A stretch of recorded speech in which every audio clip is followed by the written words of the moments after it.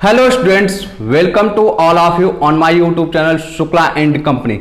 बेटा आज हम सीएचएस के बारे में बात करने चल रहे हैं कि जैसा कि आप सभी को पता है, इस बार बीएचयू ने डिसाइड किया है कि स्कूल एंट्रेंस टेस्ट में जो सीएचएस के क्लास 6, 9 एंड 11 के एंट्रेंस एग्जाम होते थे वो एग्जाम्स नहीं ऑर्गेनाइज कराए जाएंगे ड्यू टू कोरोना वायरस। तो पहला पार्ट में वीडियो बनाया था कि जिसमें आपको सारा इन्फॉर्मेशन दिया था कि लास्ट डेट क्या है एप्लीकेशन का, क्या प्रोसेस है, कि उसके बाद बहुत सारे बच्चों का क्वेरीज है कि सर कैसे अप्लाई करना है, क्या क्या चीज़ों का ध्यान रखना है। तो आज मैं उसी इन्फॉर्मेशन के बारे में आपको पूरा डिटेल बताने वाला हूं और जो वो मैं आपको बताने वाला हूं बीएचयू के द्वारा जो ऑफिशियल नोटिस आया है उस नोटिस के अकॉर्डिंग मैं आपको सारी चीज़ें समझाने वाला हूं। तो आपसे कहेंगे कि वीडियो को एकदम लास्ट तक देखिएगा, फॉरवर्ड मत कीजिएगा, मीन्स भगा के मत देखिएगा, क्योंकि कोई भी चीज़ अगर बेटा छूट गया तो आपको प्रॉब्लम हो सकती है, मीन्स कुछ चीज़ें हो सकता है समझ में आए। और एक चीज़ कहेंगे कि बेटा अगर आप इस चैनल पे नए हैं तो चैनल को सब्सक्राइब कीजिएगा और इस वीडियो को अधिक से अधिक अपने फ्रेंड सर्कल में शेयर कीजिएगा। जो भी स्टूडेंट सीएचएस में एडमिशन के लिए इच्छुक हैं, मीन्स जिनका ड्रीम है सीएचएस में एडमिशन पाना, तो उन स्टूडेंट्स तक आप इस वीडियो को जरूर शेयर कीजिएगा और सब्सक्राइब करना मत भूलिएगा बेटा। अब आइए हम बात करते हैं जो आपका नोटिस आया है, ऑफिशियल नोटिस। हो सकता है इस नोटिस को आप लोगों ने देखा भी होगा, तो अब इसको समझने की कोशिश कीजिएगा कि इस नोटिस में जो बातें कही गई हैं वो क्या है बेसिकली। तो सबसे पहली चीज की जो आपका पॉइंट नंबर 1 है, तो उसमें इस चीज को बताया गया है कि जो स्टूडेंट्स की सेफ्टी को ध्यान में रखते हुए इस साल जो एंट्रेंस एग्जाम है 2020 का वो कंडक्ट नहीं कराया जाएगा, क्योंकि आप सभी को पता है कि जो एंट्रेंस होगा उसमें क्लास 6, 9 एंड 11 के जो बच्चे हैं वो काफी छोटे होते हैं, तो उनको पेरेंट्स के साथ जाना पड़ेगा एंट्रेंस देने। तो वहां पे कोरोना काल में हमें नहीं लगा और बीएचयू को भी सही नहीं लगता है कि मीन्स हम कहें कि एडमिशन का जो एंट्रेंस है वो कंडक्ट कराया जाए। तो इसके लिए किया गया है कि जो क्लास 6 एंड 9 का है एंट्रेंस उसको ई लॉटरी के माध्यम से किया जाएगा एंड क्लास 11 का जो एंट्रेंस है वो मेरिट बेस पे होगा। अब मेरिट बेस पे भी बहुत सारे बच्चों ने कमेंट करके बताया कि सर मेरा तो परसेंटेज कम है, कैसे एडमिशन मिलेगा, क्या होगा। तो बेटा देखिए अब परिस्थितियां इस साल अनुकूल नहीं है, थोड़ा प्रॉब्लम तो हो रहा है। तो ऐसे में आप सभी जरा भी हम कहें कि निराश मत होइए, अगले साल के लिए तैयारी कीजिए। आप अगले साल जरूर इन हम कह सकते हैं सीएचएस में एडमिशन पाएंगे, जो आपके ड्रीम्स हैं वो 100% फुलफिल होंगे। तो अब अगर बात करें कि जो आपका ई लॉटरी के थ्रू होने वाला है मीन्स क्लास 6 एंड 9 का, तो इसमें ध्यान दीजिएगा। जो सबसे पहली बात बोली गई है कि जो बीएचयू के एम्प्लॉयज हैं उनके अगर बच्चे हैं तो सबसे पहली प्रायोरिटी उनको दिया जाएगा कि मीन सबसे पहले उनका एडमिशन होगा, जो बीएचयू के एम्प्लॉयज हैं उनके बच्चों का।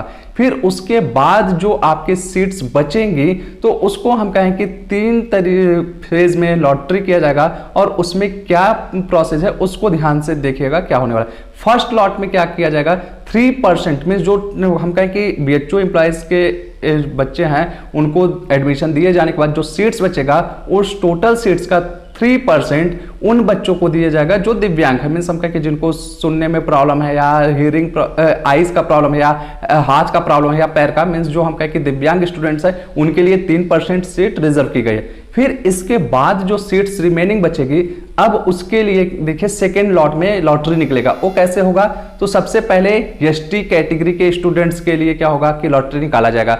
फिर उसके बाद जो सीट्स बचती हैं तो वो हम कहें कि एससी कैटेगरी के स्टूडेंट्स के लिए क्या किया जाएगा, लॉटरी किया जाएगा। फिर थर्ड फेज में सेकेंड लॉटरी जो आपकी हो रही है उसमें थर्ड पॉइंट पे ध्यान दीजिएगा, ओबीसी स्टूडेंट्स के लिए क्या किया जाएगा, लॉटरी निकाला जाएगा। और ये ध्यान दीजिएगा कि जो ये लॉटरी निकाली जाएंगे कि हम कहें कि जो आपके कैटेगरी वाइज सीट रिजर्व्स होते हैं, मींस जो हम कहें कि सेंट्रल गवर्नमेंट का नोटिफिकेशन है कि कितना सीट किस कैटेगरी के स्टूडेंट्स के लिए रिजर्व रखा जाएगा, उसके अकॉर्डिंग आपको एडमिशन मिलता रहेगा। फिर हम कहें कि ये जब आपका रिजर्वेशन कोटा खत्म होने के बाद जो सीट्स बचती हैं तो उसके लिए थर्ड फेज क्या आपका लॉटरी निकलेगा। तो यहां हम कहें कि जनरल स्टूडेंट्स की बात आती है, तो आपका थर्ड फेज में क्या होगा कि after second lot remaining seat will be allocated to unreserved applications, means हम कहें कि जिन स्टूडेंट्स पे कि जो हम कहें कि बैकवर्ड या अदर बैकवर्ड या हम कहें कि दिव्यांग नहीं है उनके लिए बात आती है थर्ड फेज की लॉटरी में। ठीक, फिर उसके बाद थर्ड पॉइंट आप देखिएगा, waiting list of lots will be prepared separately. साथ ही हम कहें कि वेटिंग लिस्ट मींस अगर लॉटरी के थ्रू जिन बच्चों को एडमिशन देने की बात आएगी, अगर उसमें से बहुत से बच्चे क्या होते हैं कि एडमिशन नहीं लेते हैं, तो अगर ऐसे स्टूडेंट्स एडमिशन नहीं लेते हैं तो जो सीट्स खाली बच जाती है तो उस सीट्स को वेटिंग जो लिस्ट में रहते हैं मींस वेटिंग लिस्ट में जो स्टूडेंट्स रहते हैं उनके लिए रखा जाता है। तो वेटिंग लिस्ट में कौन रहेंगे उसका भी आपको इंफॉर्मेशन मिलता रहेगा। फिर अब आते हैं हम क्लास 11th की बात करते हैं। क्लास 11th का जो हम कहें कि यहाँ पे बात हो रहा है, तो ध्यान दीजिएगा जो आपका 10th का परसेंटेज आएगा मीन्स 10th क्लास का जो आपका परसेंटेज आएगा उसके बेसिस पे मेरिट बनेगी और उसके बेसिस पे आपको क्या किया जाएगा, एडमिशन दिया जाएगा।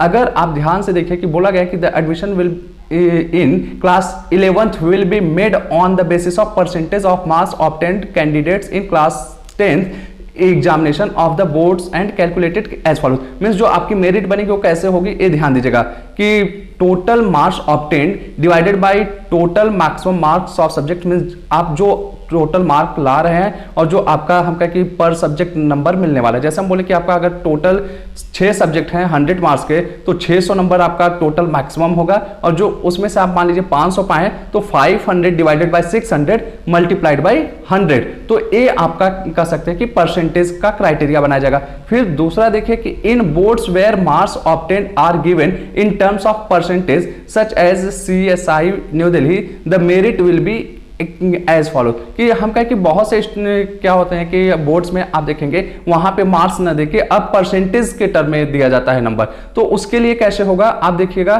कि क्या बोला गया कि merit is equal to cumulative percentage of marks. Means हम कहें कि जो आप सब्जेक्ट्स में हर सब्जेक्ट में नंबर पाए हुए हैं उन सब का sum total divided by number of subjects. जैसे हम कहें कि हर सब्जेक्ट में आप क्या हैं कि किसी में 80% पाए, किसी में 60% पाए, तो सबका सम टोटल किया जाएगा और टोटल आपके नंबर ऑफ सब्जेक्ट्स जो हैं उससे डिवाइड कर दिया जाएगा। ठीक, ये बात हुआ आपका मेरिट बनाने का क्राइटेरिया। अब इस पे बहुत सारा कंफ्यूजन हो सकता है कि सर अगर 2 स्टूडेंट्स का मेरिट एक ही बराबर हो गया मीन 70% हो गए या 80% पे 2 स्टूडेंट्स आ गए, 10 स्टूडेंट्स आ गए, तो उनके लिए क्या किया जाएगा। उसके लिए भी ने BHU ने जो एग्जामिनेशन कमेटी है आपको सोल्यूशन दिया है। अब उस पर बात करते हैं, आइए अगले पॉइंट पे। अब देखिए यहां पे if 2 or more candidates are clubbed at the same merit on the basis of class 10th mark then inter से merit will be determined given as follows. Means यहाँ पे आपको फिर दूसरा मेरिट बनाया जाएगा, दूसरा क्राइटेरिया दिया जाता है। एक कब होगा जब 2 स्टूडेंट्स एक साथ एक मेरिट पे आ जाए, मींस जब 2 या 2 से अधिक स्टूडेंट का जो परसेंटेज ऑफ मार्क्स है बराबर हो जाए। तो अब देखिएगा अगर सब्जेक्ट की बात की जाए तो सब्जेक्ट बताया गया है और उनके मेरिट्स कैसे बनेंगे उसके बारे में बोला गया कि कहने का मतलब अगर मैथमेटिक्स की बात की जाए तो ऐसे स्टूडेंट्स को क्या किया जाएगा, उनका मैथ्स का परसेंटेज देखा जाएगा। मींस हम कहें कि अगर 2 स्टूडेंट्स का मेरिट 80% बराबर बन रहा है तो अब ऐसे स्टूडेंट को क्या किया जाएगा कि उनका मैथ में नंबर देखा जाएगा कि मैथ में जिसका अधिक होगा उसको प्रायोरिटी दिया जाएगा। अगर बायोलॉजी की बात की जाए, बायोलॉजी आपका बैकग्राउंड रहा है तो ऐसे स्टूडेंट्स का नंबर जो है साइंस में कितना है वो परसेंटेज देखा जाएगा। अगर कॉमर्स आपका बैकग्राउंड रहा है तो आपका जो मार्किंग देखा जाएगा percentage of marks social science का आपका जो नंबर होगा वो देखा जाएगा। और अगर बोर्ड की अकॉर्डिंग बात की जाए जो CSI बोर्ड है तो उसका जो है percentage of marks history, civics, geography and math in सब का टोटल देखा जाएगा। ठीक, फिर आर्ट्स अगर आपका बैकग्राउंड है तो ऐसे केस में क्या होगा, percentage of marks in social science, तो जो आपका सोशल साइंस है उस पे देखा जाएगा, ये नॉर्मल बोर्ड के लिए है। और CSIC जो बोर्ड आपका है मींस ICC बोर्ड जो है उसके लिए जो है बोर्ड हिस्ट्री, सिविक्स, ज्योग्राफी इनका मार्क्स देखा जाएगा। फिर अब इसके बाद ध्यान दीजिएगा कि अगर हम कहें कि मैथ्स पे जब कंपेयर किया गया, मान लीजिए मैथ पे भी 2 स्टूडेंट का इक्वल मार्क आ गया, मींस इस टेबल के अकॉर्डिंग भी 2 स्टूडेंट्स का बराबर की मेरिट आ रही है तो उसके लिए फिर सेकेंड ऑप्शन दिया गया है। अब वो क्या होगा, अब ये देखिए if 2 or more candidates are having the same mark even when calculated as per table 1 means जो ऊपर अभी आपको हम समझाएं, then further merit will be determined taking subject combination as given in table 2 means अब क्या किया जाएगा, आपका 2 सब्जेक्ट का नंबर मिला जाएगा। अगर हम कहें कि एक सब्जेक्ट के अकॉर्डिंग आपके मैथ नंबर मैच कर जाते हैं तो मैथ्स अगर आपका बैकग्राउंड रहा है तो आपका मैथ का नंबर प्लस साइंस का नंबर, इन दोनों का सम टोटल करके देखा जाएगा। बायोलॉजी अगर आपका बैकग्राउंड रहा है तो आपका साइंस का प्लस मैथ्स का, इन दोनों का सम टोटल देखा जाएगा।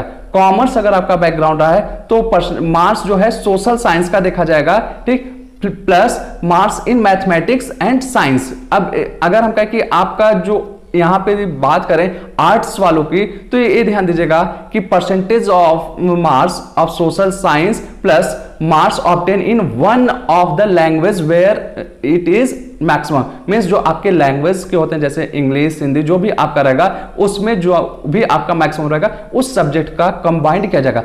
और एक चीज ध्यान रखिएगा, जब ये परसेंटेज आपके कैलकुलेट किए जाएंगे तो इसमें ध्यान दीजिएगा जो पॉइंट्स के बाद होते हैं 3 डिजिट्स तक आपका परसेंटेज कैलकुलेट किया जाएगा। जैसे मैं बोलूं कि 80.012 मींस आपका पॉइंट के बाद 3 डिजिट तक कैलकुलेशन होगा। ये भी चीज देखिए कि आपको क्लियर किया गया है, ठीक।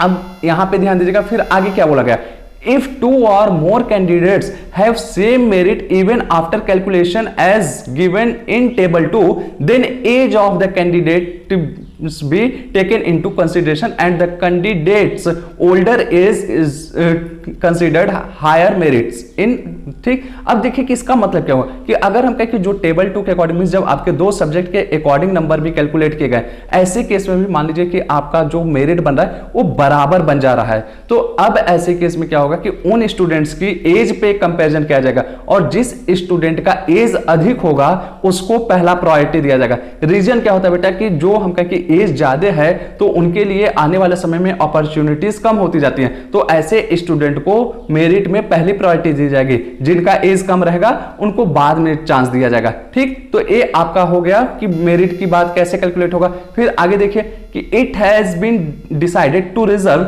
27% seats in all fresh admission for backward classes non-creamy layers besides 15% and reservation for the SC and ST candidates। Means आपका कि जो आपका अलग से रिजर्वेशन मिलता है उसके अलावा 27% सीट्स जो है वो रिजर्वेशन कोटा के लिए रखा गया है, ठीक। फिर आगे देखिए, इन view of above changes the admission portal will be open for fresh application for the candidates of all categories. आप ध्यान दीजिएगा कि जो आपका पहले से अप्लाई किए हैं स्टूडेंट्स उनको भी बहुत सारे इंफॉर्मेशन अपना अपडेट करना है, तो उसके लिए BHU ऑनलाइन के पोर्टल पे जब जाएंगे आपको वहां से एप्लीकेशन करने का आपको तरीका दिया गया कि वहां से आप फ्रेश एप्लीकेशन करेंगे, ठीक। और बहुत से स्टूडेंट्स से पूछते हैं कि सर हमारा जो फीस है क्या वही फीस लगेगा या हमारा फीस रिफंड कैसे होगा। तो अगर हम कहें कि जो स्टूडेंट्स अपना एडमिशन नहीं लेना चाहते तो वो फी रिफंड करने के लिए अप्लाई कर सकते हैं, और जो स्टूडेंट्स पहले से अप्लाई किए हुए हैं तो उनको अपना इंफॉर्मेशन अपडेट करना है थ्रू bhuonline.in से, ठीक। आगे देखिए क्या बोला गया है कि opportunity will be given to the candidates who have already applied to update their application forms as given below. Means आपको अपॉर्चुनिटी दी जाती है कि जो पहले से अप्लाई किए हुए हैं कि BHU का जो हम कहें कि मींस CHS एंट्रेंस एग्जाम के लिए जो पहले से एप्लीकेशन दिए हुए हैं बच्चे उनके लिए अपॉर्चुनिटी है। अब ये क्या है कि देखिए, the candidates who have applied in general category and belongs to OBC category must update their category for all classes means 6, 9 and 11। कि कहने का मतलब कि अगर आप किसी एक स्पेशल कैटेगरी से बिलोंग कर रहे हैं, मीन्स आपका रिजर्वेशन कोटा है और आप जनरल कैटेगरी में अप्लाई किए हैं, तो आपको अपॉर्चुनिटी दी जाती है कि आप अपना जो कैटेगरी है उसको सही तरीके से बताइए। फिर the candidates who have applied for class 11 must upload their class 10th marksheet and other related detail. Means जो क्लास 11th के लिए बच्चे हैं उनको ये बोला गया है कि आप क्या करिए कि अपना क्लास 10th का मार्कशीट अपलोड कीजिए। तो बेटा जब आप अप्लाई किए होंगे एडमिशन के लिए तो आप ध्यान दीजिएगा कि आपको लॉगिन आईडी पासवर्ड मिला होगा, तो उसी लॉगिन आईडी पासवर्ड के थ्रू आप जाके अपना अपडेट कर सकते हैं, या हम कहें कि आप फ्रेश एप्लीकेशन भी कर सकते हो। BHU के पोर्टल पे दिया गया है, जो आपका एंट्रेंस एग्जाम के लिए पोर्टल है bhuonline.in, वहां पे आपको फ्रेश एप्लीकेशन करने का ऑप्शन दिया गया है कि आप उस लिंक के थ्रू जाकर अपना क्या कर सकते हैं कि रजिस्ट्रेशन कर सकते हैं और वहां पे आप अपना सारा डॉक्यूमेंट्स अपडेट कर सकते हैं, ठीक। फिर आगे देखिएगा, In case already registered candidate want, they can withdraw their candidature. Their fees will be refunded to the same accounts.